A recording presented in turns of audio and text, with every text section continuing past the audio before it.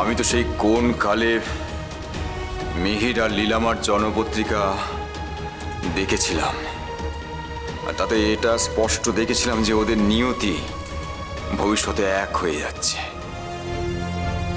আর সেই কারণে তো মিহিরের উপর আমার অনেক আশা আকাঙ্ক্ষা তৈরি হয়েছিল। কিন্তু তুমি যা বলছো তাতে না না না, মিহির নিঃসন্দেহে খুব ভালো ছেলে, আমিও তো বলছি। আমি নিজেই তো কত স্নেহ করি ওকে। কিন্তু আপনি একটু ভেবে দেখুন না, আমাদের মেয়ের জন্য যোগ্য পাত্র কে?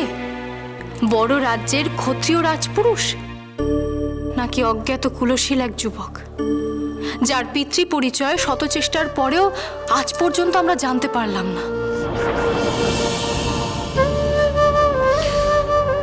ঠিকই বলেছো রানী, তোমার কথাটা অবশ্য ফেলে দেওয়া যায় না।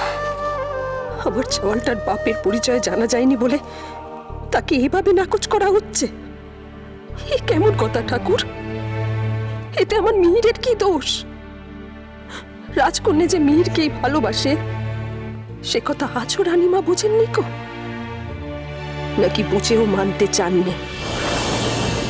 আচ্ছা, যদি লীলাবতীর সূর্যকেতুকে বিয়ে করতে আর কোনো আপত্তি না থাকে, তাহলে আবার আপনার কোনো আপত্তি থাকবে না তো?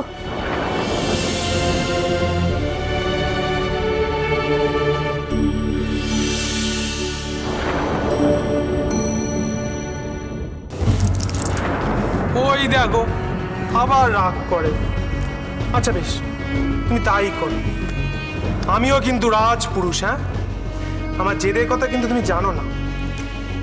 যতদিন না তুমি আমাকে ক্ষমা করছো সুন্দরী রাজকন্যা, ততদিন কিন্তু আমি দেউলি ছেড়ে যাব, আর আমার সুকেতু করেও ফেরা হবে না।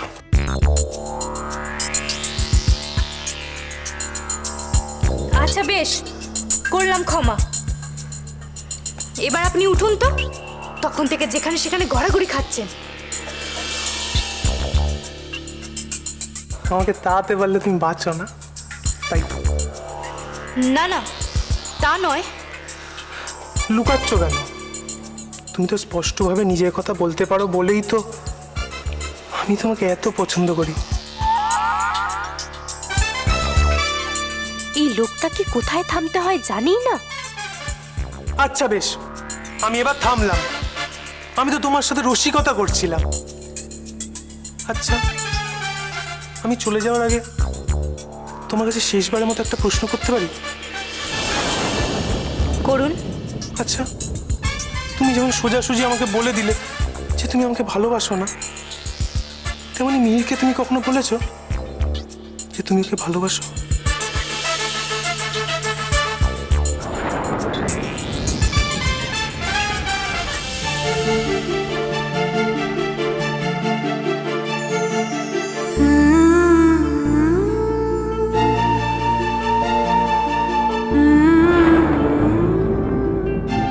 তোমার জন্য একটা জন্ম কেন, সব কটা জন্ম অপেক্ষা করতে রাজি আছি আমি।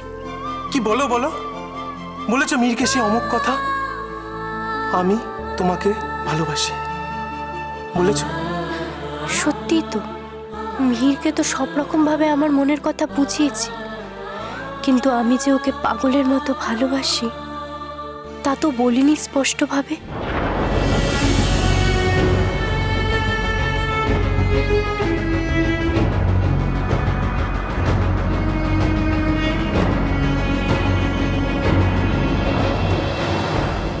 না, আমি কখনো বলিনি মিহিরকে আমি তোমাকে ভালোবাসি।